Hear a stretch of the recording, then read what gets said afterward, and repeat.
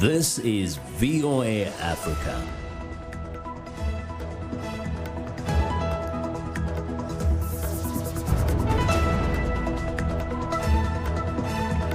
Good evening, I'm Esther Githu. It's Friday, December 20th. This is Africa 54.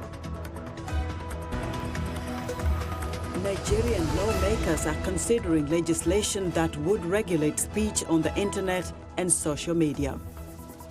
The impeachment of U.S. President Donald Trump leads to sharp differences between Democratic and Republican leaders in the Senate over how to conduct a trial.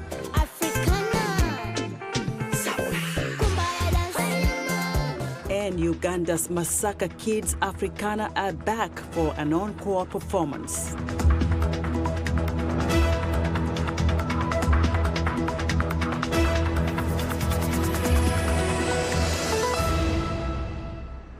We'll have those stories in a moment, but first, Ethiopia launched its first satellite into space on Friday from a space station in China. Ethiopian and Chinese officials and scientists, however, watched a live broadcast of the Ethiopian remote sensing satellite launch at the Entoto Observatory and Research Center, north of the capital, Addis Ababa.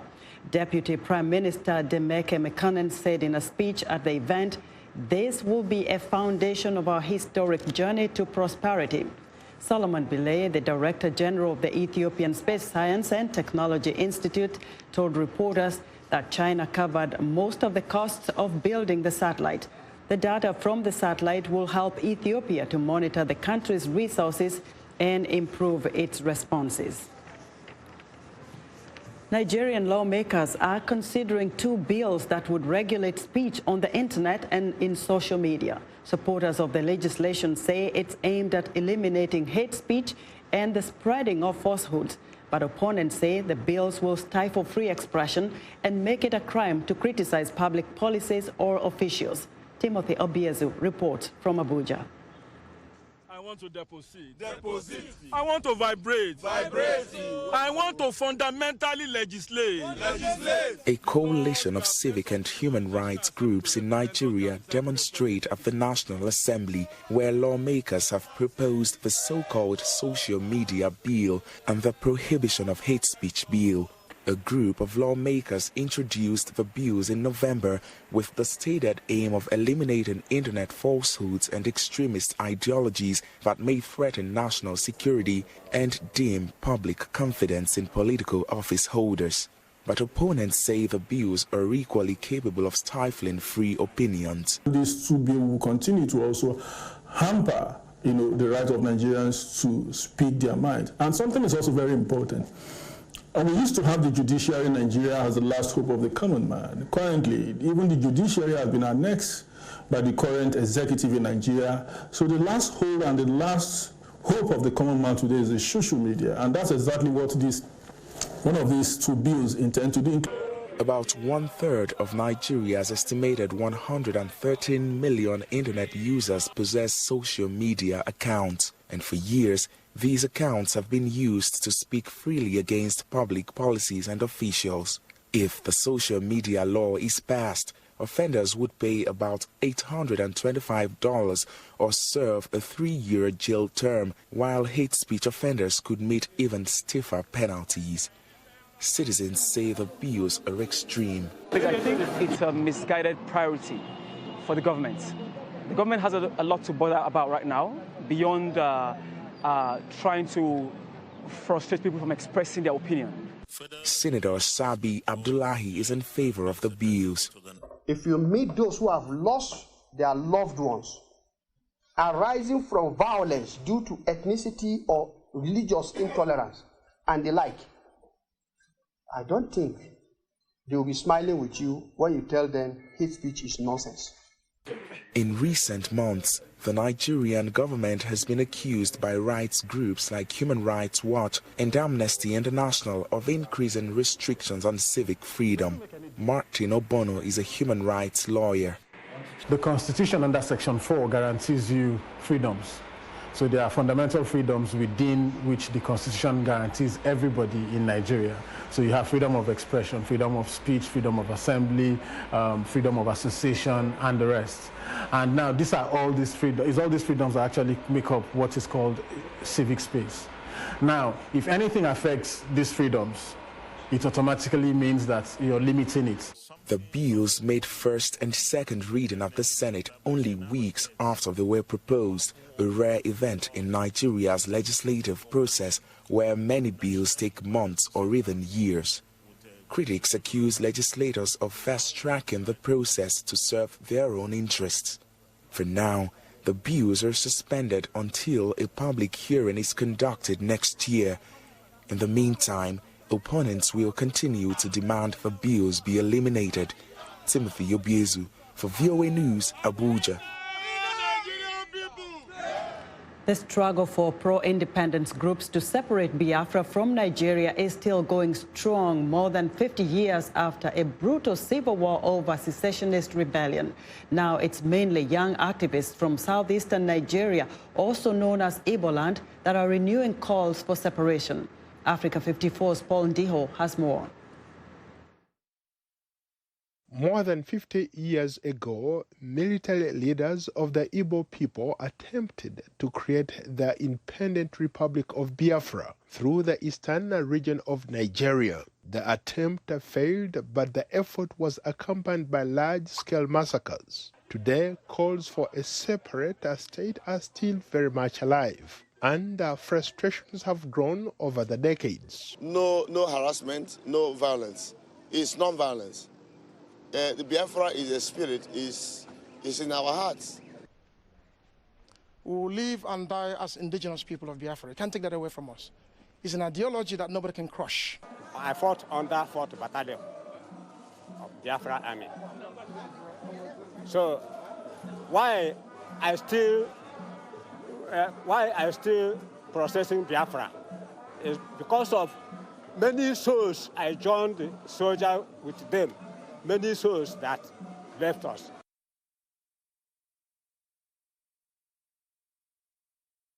In an earlier interview with the Voice of America, Nnamdi Kanu, leader of the main pro-independence, the indigenous people of Biafra, said that the indigenous Igbo people still face a lot of injustices and deprivation, the very causes for the civil war. The mission and the value of IPOB is very simple: to restore Biafra, to make sure that Biafra comes by whatever means possible.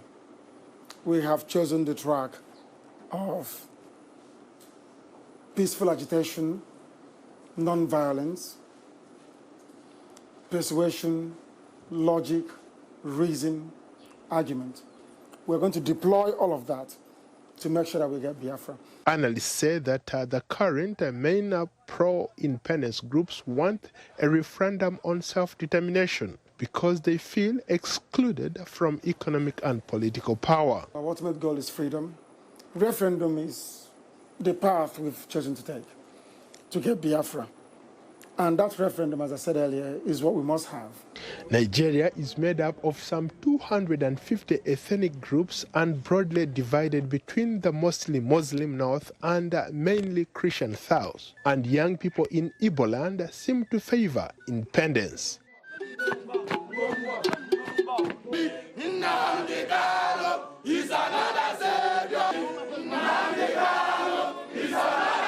But the government of Nigeria denies those claims. The self-proclaimed Republic of Biafra only existed for nearly 3 years, from May 1967 until January 1970.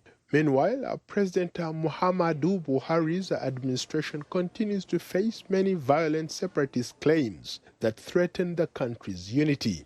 The Boko Haram terrorist group in the northeastern part of the country is still seeking to create a hardline Islamic state, while in the oil-producing Niger Delta, some rebels are continuing to cause havoc.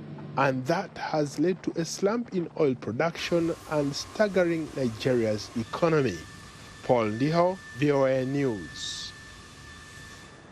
Health officials in eastern Congo have documented the first relapse in the ongoing Ebola epidemic, according to the World Health Organization. The Ebola outbreak in DRC has infected more than 3,000 people and killed more than 2,000 since the middle of 2018, making it the second worst on record. In early December, Congolese health authorities reported that a survivor in Mabalako, North Kivu province, had fallen ill with the virus again. The WHO says 11 new Ebola cases were confirmed in the past week, all of whom are believed to have caught the virus from the person who relapsed. Now, the president of Guinea, Alpha Condé, says he will seek a public referendum on a new constitution, a move his opponents fear he will use as a pretext to hang on to power beyond the end of his constitutional mandate. Condé has governed since 2010, and his second and final 5-year term ends next year. In recent months, demonstrations against a possible constitutional change have resulted in at least 14 deaths countrywide. The opposition suspects Condé, 81, is planning to use a new constitution as a reset button on the current 2-term limit. The proposed draft for a new constitution does not explicitly state whether Condé would be eligible for the 2020 election, but has refused to rule out running. U.S. congressional leaders are speaking out about the next steps in the Senate after the House on Wednesday voted to impeach President Donald Trump. The U.S. Constitution stipulates the Senate should now conduct a trial, but there are sharp differences between Democratic and Republican leaders in Congress over exactly how this might happen. Here's VOA's Jeff Custer. The democratically controlled House approved 2 articles of impeachment against President Trump for abusing the power of the presidency to benefit himself politically and for obstructing congressional efforts to investigate his actions. No Republicans voted for the measure. Later, House Speaker Nancy Pelosi refused to say when she would send the articles of impeachment to the Senate, saying she first had to see what that trial might look like. Early Thursday, Senate Majority Leader Mitch McConnell took to the Senate floor and condemned the Democrats, saying Pelosi is afraid to send over what he called their shoddy work. He said it is up to the Senate to correct that by acquitting Trump. The Senate must put this right. We must rise to the occasion. There's only one outcome that is suited to the paucity of evidence, the failed inquiry, the slapdash case. It could not be clearer which outcome would serve the stabilizing, institution-preserving, fever-breaking role for which the United States Senate was created, and which outcome would betray it. Senate Minority Leader Chuck Schumer countered the Majority Leader's comments, noting McConnell himself had said he had no intention of being impartial in a Senate trial. The message from Leader McConnell at the moment is that he has no intention of conducting a fair trial, no intention of acting impartially, no intention of getting the facts. At her regular Thursday news conference, Pelosi once again refused to specify when she might send the articles of impeachment to the Senate.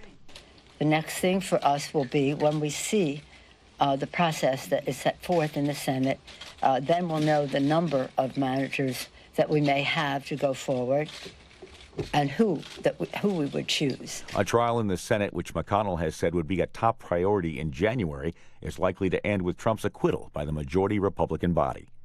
Jeff Custer, VOA News, Washington. We're excited to hear what you think about Africa 54. Join the discussion on Facebook. The address is Africa 54. We're also streaming our broadcast live on Facebook. Please watch and share our show with your friends. Also, check out our headlines 24/7 on voaafrica.com. Still to come, U.S. Democratic presidential candidates slug it out in the last debate of the year. You're watching Africa 54, and we'll be right back.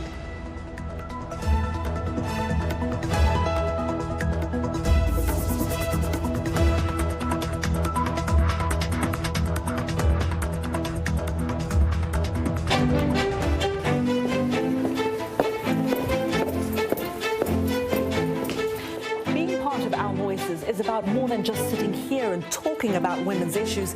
It's about listening to them and bringing their opinions to the table and making sure their voices are heard. Because our lived experiences, our stories, and our voices will help shape the next generation.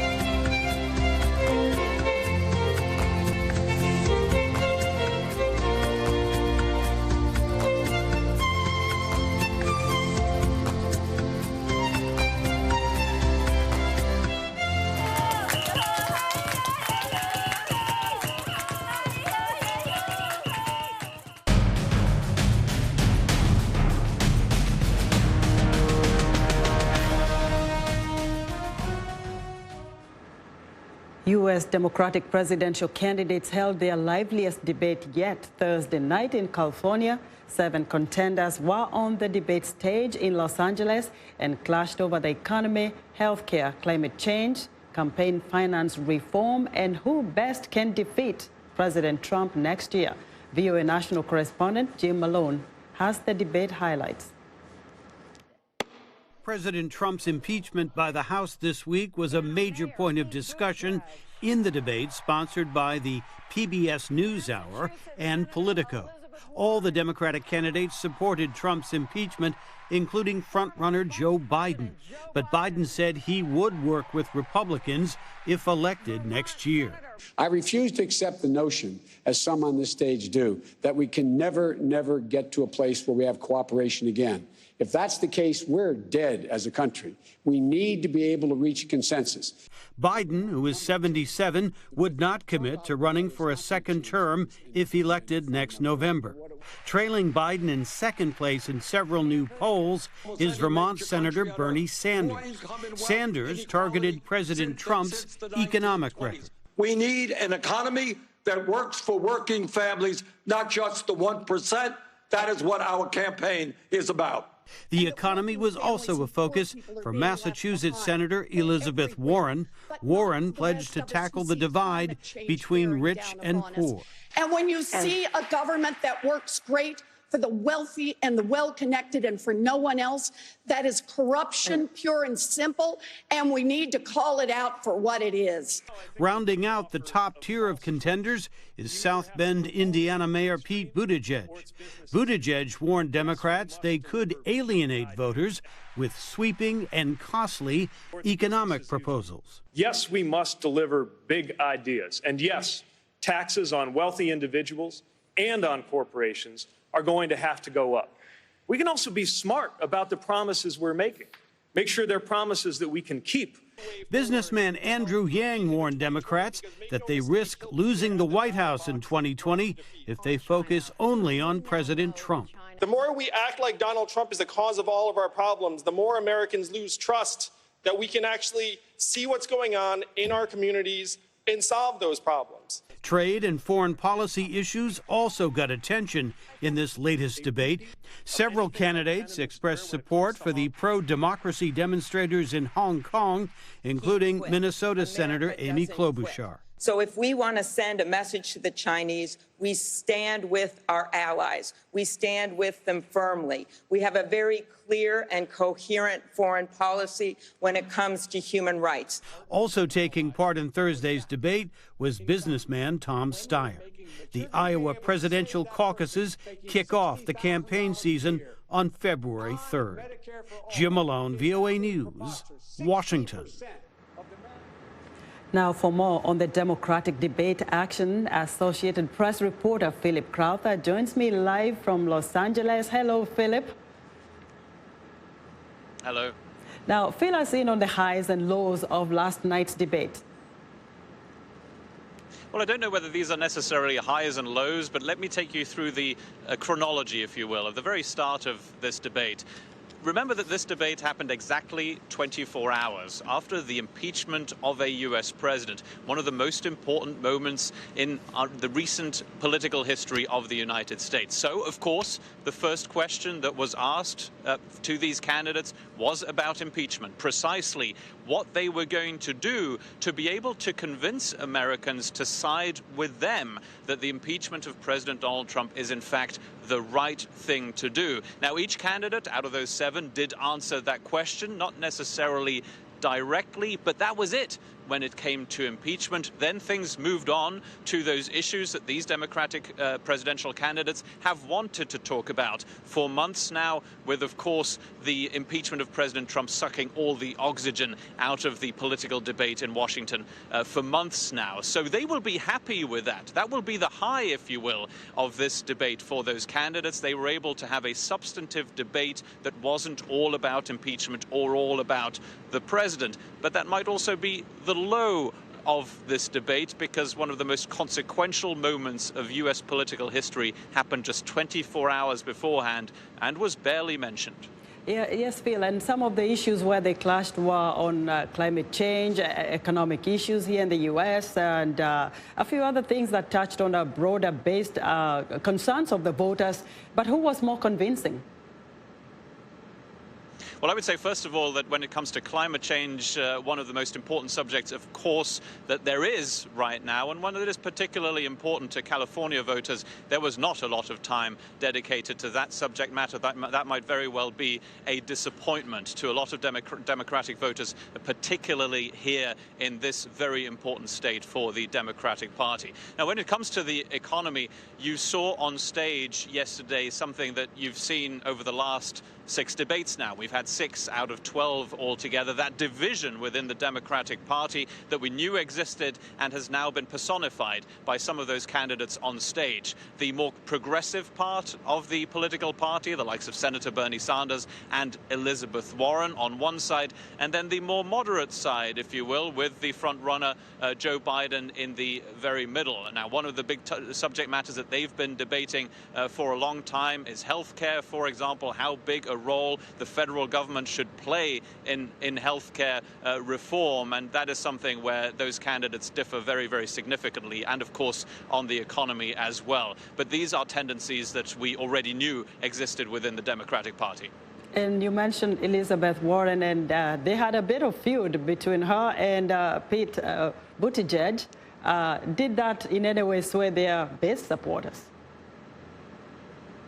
I don't think so necessarily, but it was certainly the most memorable moment of this 6th and final debate of the year 2019. A clash between 2 candidates who already on the campaign trail have been going after each other a little bit. This is about campaign finance, about whether to accept big dollar donations from very, very rich donors within the Democratic Party or from outside. Pete Buttigieg, the mayor of South Bend, who is going up in those polls steadily, he accepts those donations and, for example, had a big money fundraiser in a wine cave in the Napa Valley very recently. And that is what led to that debate between those 2 candidates. Elizabeth Warren is one of those candidates who says she only wants small donations, exactly the same as Vermont Senator Bernie Sanders. So there is one big moment in that debate that was particularly memorable. All right, Philip, thank you so much.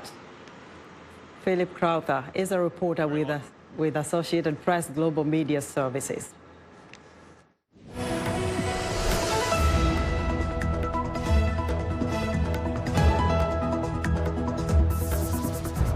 It's time for our entertainment segment, and joining us now is VOA Music Time in Africa host Heather Maxwell with another exciting music selection. Hello, Heather. Hello, Esther. Happy Friday, everyone. Earlier this year, I featured a fun, adorable music video that demonstrates how to dance away stress. Well, by popular demand, I'm bringing it back again for you today. It's the perfect time, too, for it, with the holiday season upon us. Here is Kumbaya Dance by the Masaka Kids Africana from Uganda.